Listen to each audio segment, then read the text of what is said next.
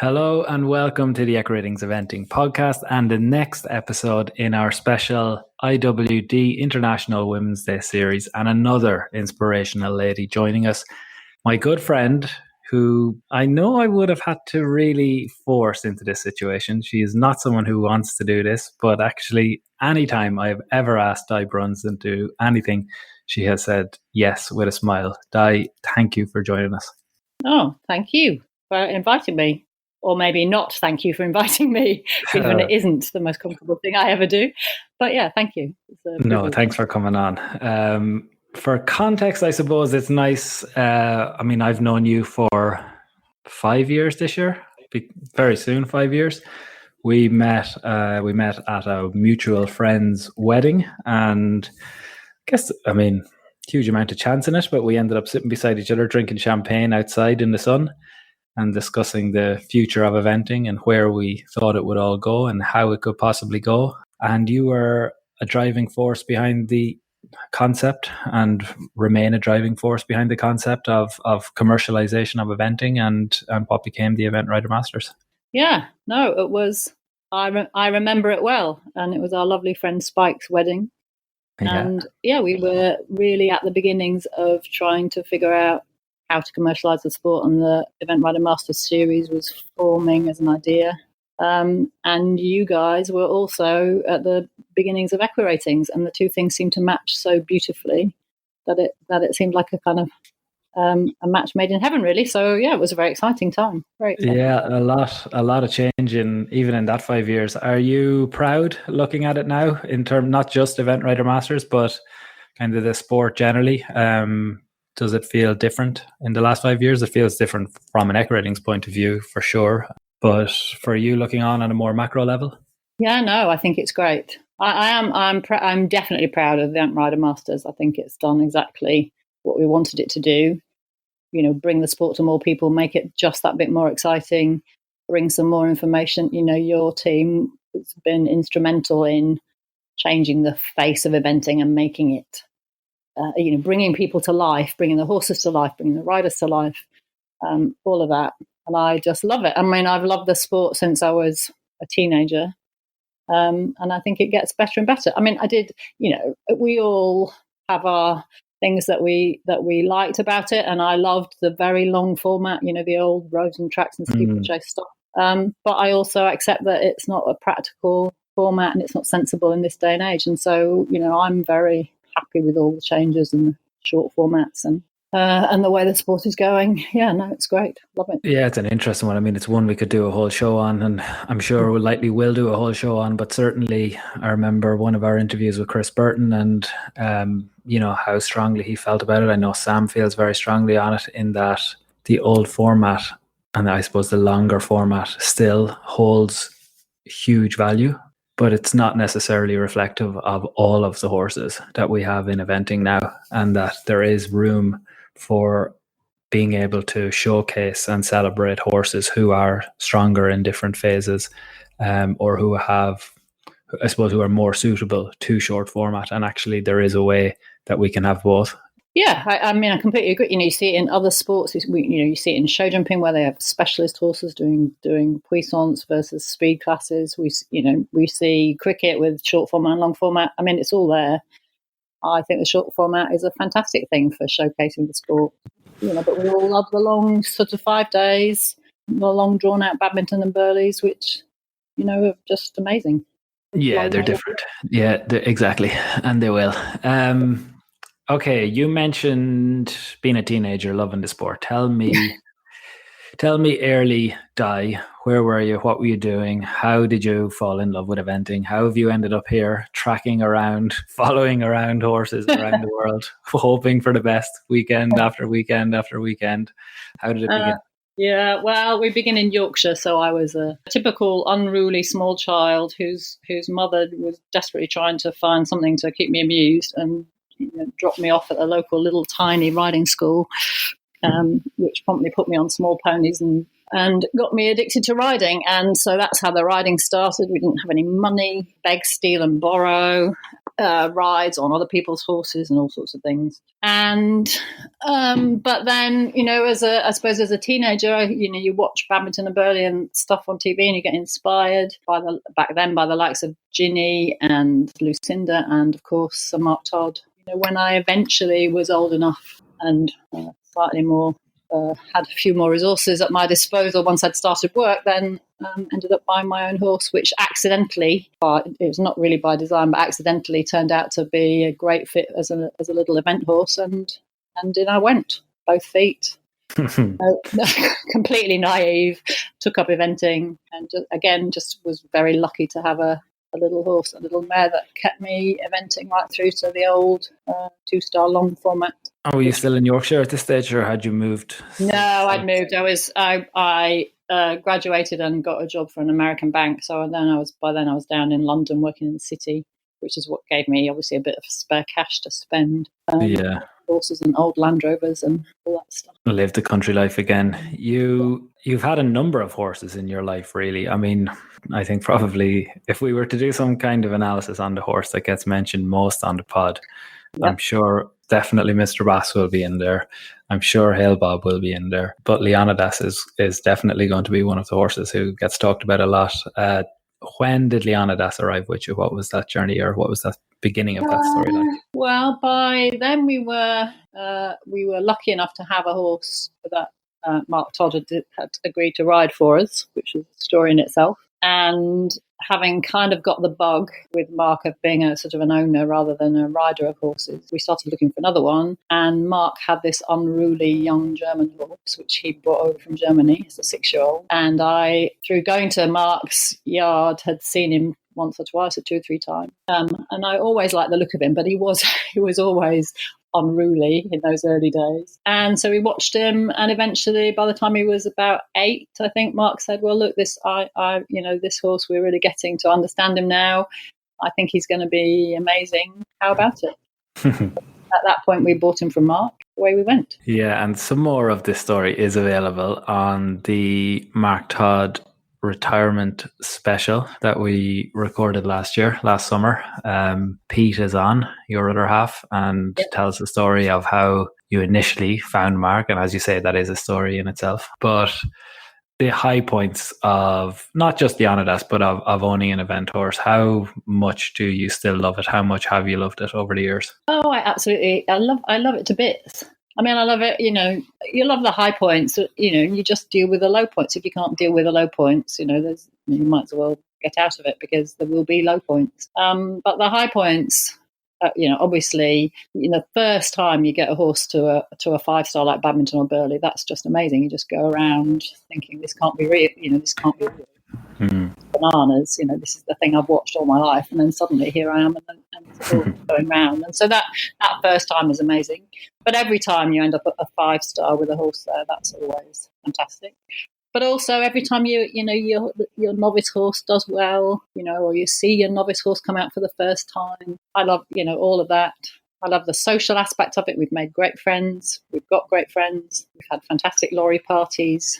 There is a huge amount of hopes and dreams in the sport, isn't there? I mean, because as you say, the high points tend to be, for most people, reasonably few and far between. I guess for owners, the exact same. Only one horse can win or place, and it isn't just about winning and placing. Yeah, I think it's interesting that the victories don't have to be victories that other people might recognise. You just might have a victory because the horse that really has misbehaved every flipping time it goes out into a dressage test, and then that day pulls out a great test and doesn't misbehave, but it still might only be in the bottom half of the results. So for me, it's, I'm a little bit of a geek at heart, and I just love all these little victories that mean something to us, or mean something to the rider, or mean something to the horse. But they don't necessarily have to be great big public victories.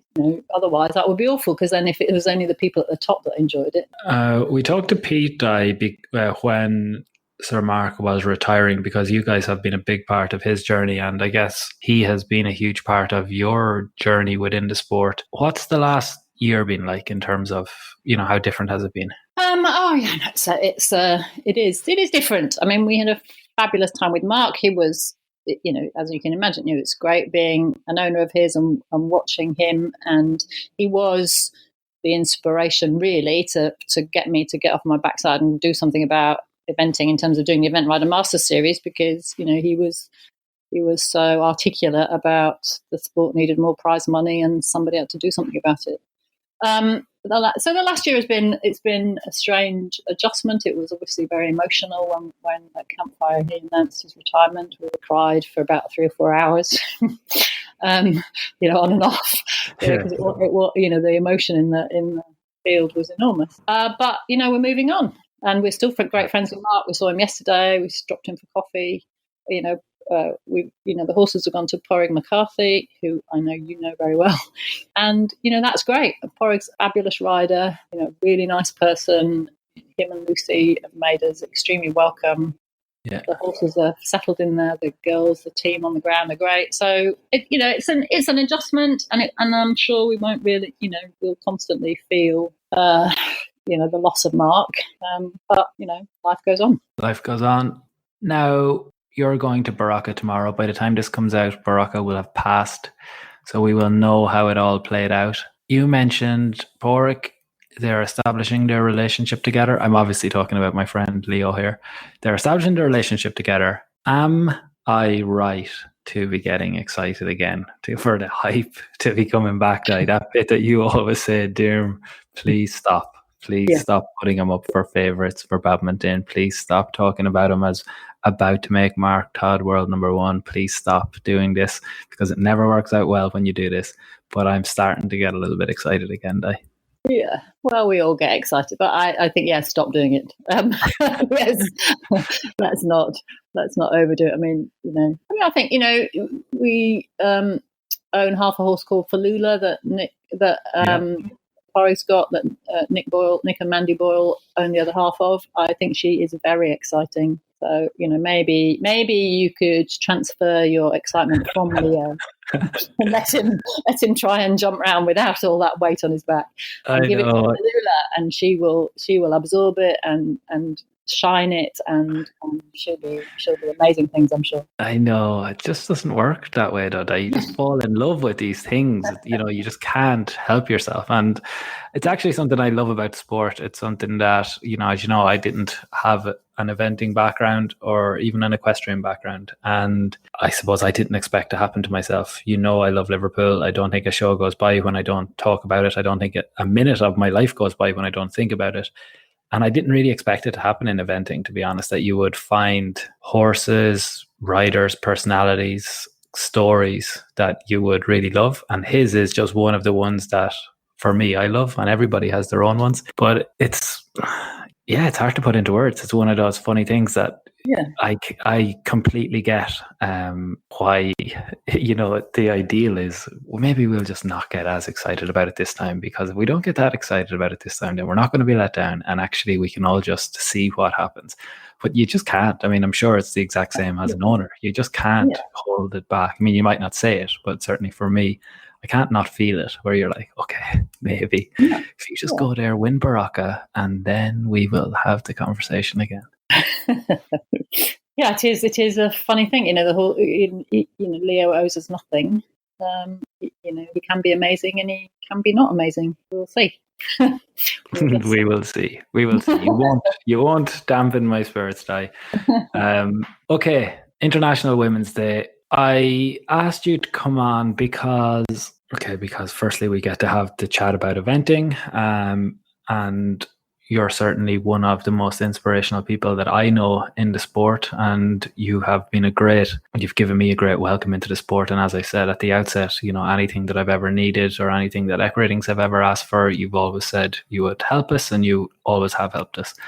And Pete the same. But also, I don't know much, but I know some of your early career and your life outside of horses, and you always have understood our business, because you were an analyst, and you have worked at various points in different roles, in the city. And I thought it would be interesting to get your take on the then, on the now, on the change in between, on any of your experiences.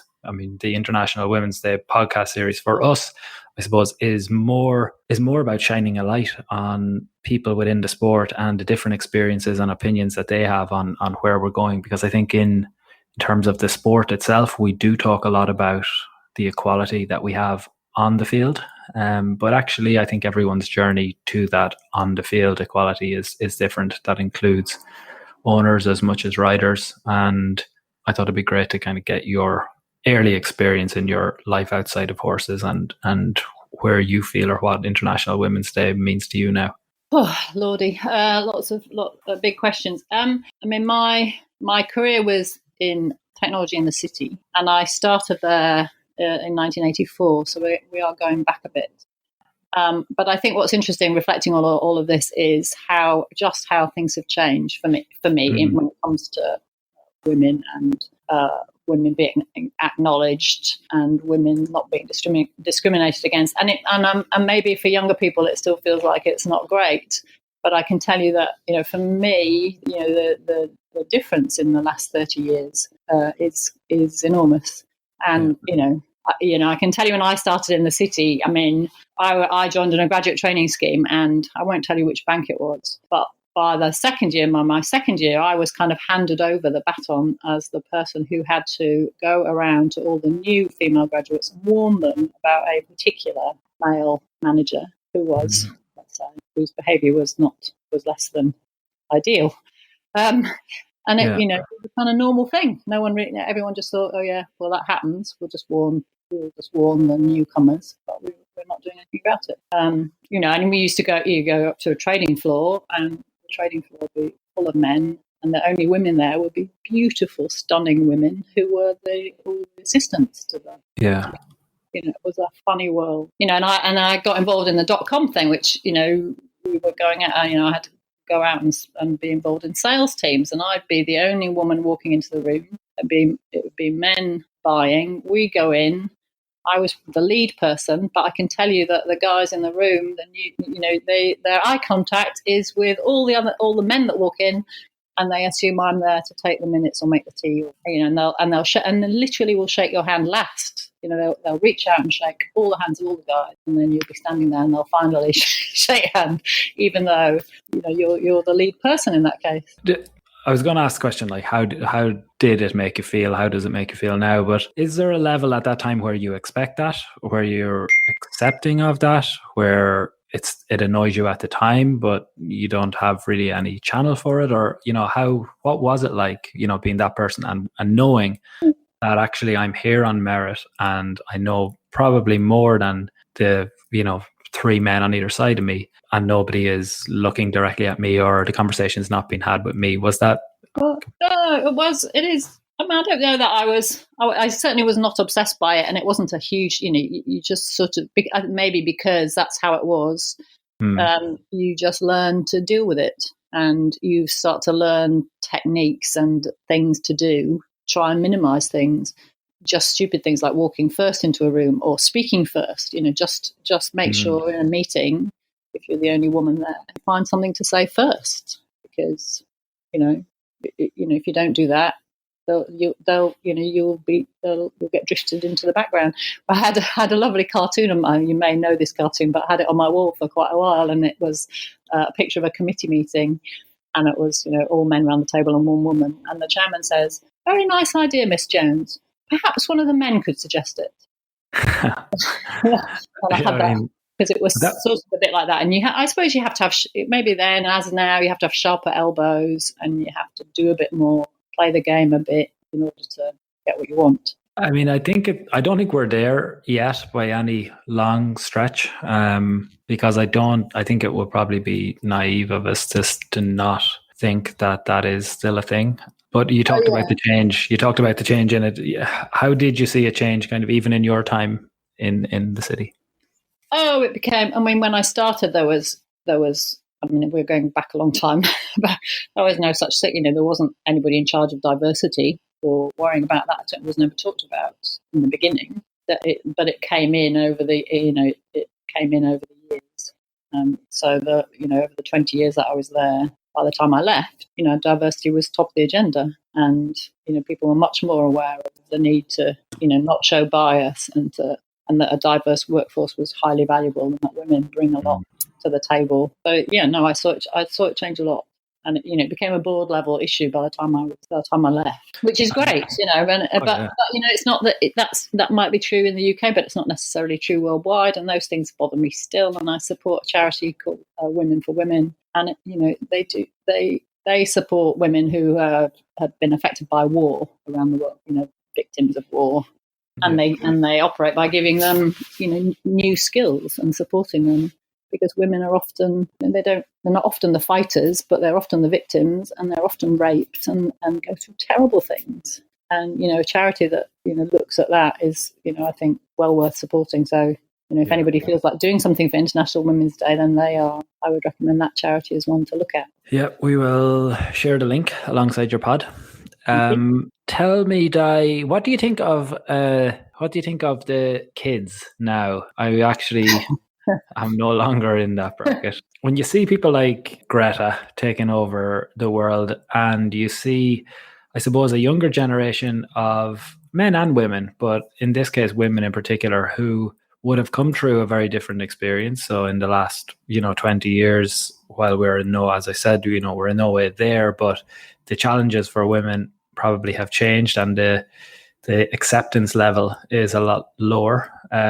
What do you think, or do you see, how different are they from young Di growing up in Yorkshire in terms of their outlook or what they're exposed to in the world? Oh, I think I'm in full admiration of them. I think nowadays at least women can be, they're educated. They, nothing will hold them back.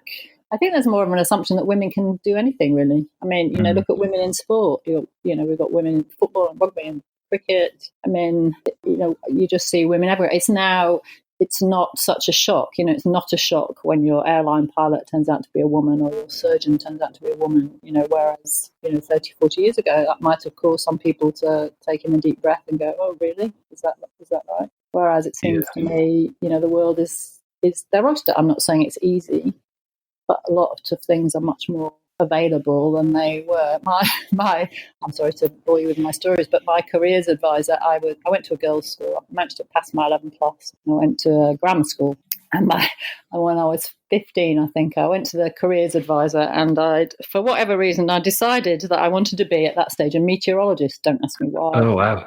I'd probably seen some BBC Two program and thought that was it. That's what I was going to do.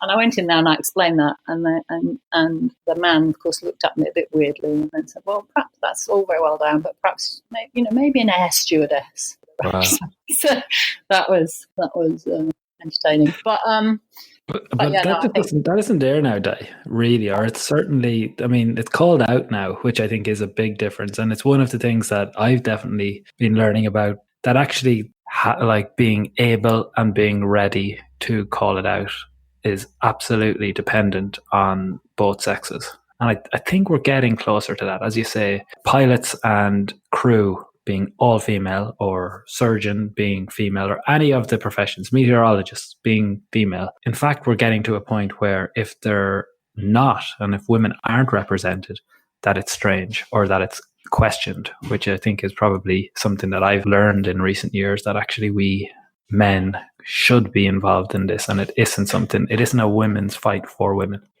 No, I think that's exactly right. But didn't we see a picture of an FEI meeting that had all men in suits? Oh, I'm sure. Yeah, I mean, I'm sure. That was very sad.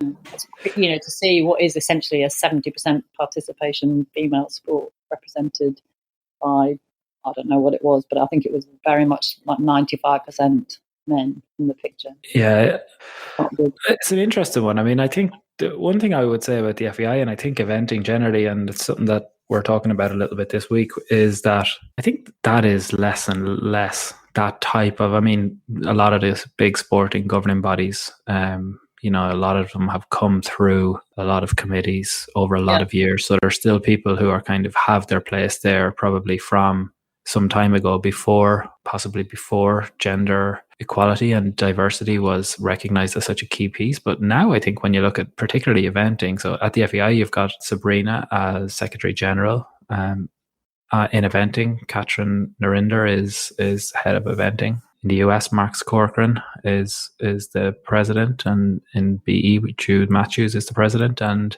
I don't know, it definitely feels like we, certainly at the top of eventing, we are getting closer to a diverse pool. I would agree. I would agree. Yeah. I mean, eventing is a great sport for the men and women competing on equal terms. That's another thing that I love about it, and I love the fact that you can see young women in their 20s driving 24-ton trucks across Europe without batting an eyelid. They just go off. They get their HGV licenses and off they go. It's just amazing. It is something that's a little bit overlooked. I know we do talk about it, but that type of the empowerment up from that side is actually pretty special. Like I was looking at the WSL, so the women's version of the Premier League, and they are still fighting. I mean, post Women's World Cup, the atmosphere is a little bit different, and the attendances are up, and the exposure is a little bit different. But even before the Women's World Cup, like this time last year, they are fighting in the same type of way as eventing is fighting for its for coverage, and they are low attendances, not ever getting a headline. It has a lot of parallels with where eventing maybe was at certain points over the last 20 years. And while we will always recognize how great it is to have men and women, I think it actually does make our exposure easier or greater. We don't have empty stadiums. No, we don't. I think possibly we don't have empty stadiums. We have mostly, especially at the grassroots level, mostly women competing, and it's a female sport. So I think we do suffer from, dare I say, a mostly male commissioning environment, not understanding the sport, and therefore not want, they just don't understand it enough. So it doesn't get airtime that maybe, women playing football, well, at least, the commissioning people understand the football part of it. Yeah. Maybe it's easier to bring those sports in. And obviously they're easier to film, cheaper to televise. Yeah, we're getting closer, but we're not there yet. Di, thank you for coming on. Oh, thank you. It's a privilege. Thank you. Appreciate it. Are you excited for Baraka? Are we ready? Well, I'm not packed, if that's what you're asking me. So that's not what I'm asking you.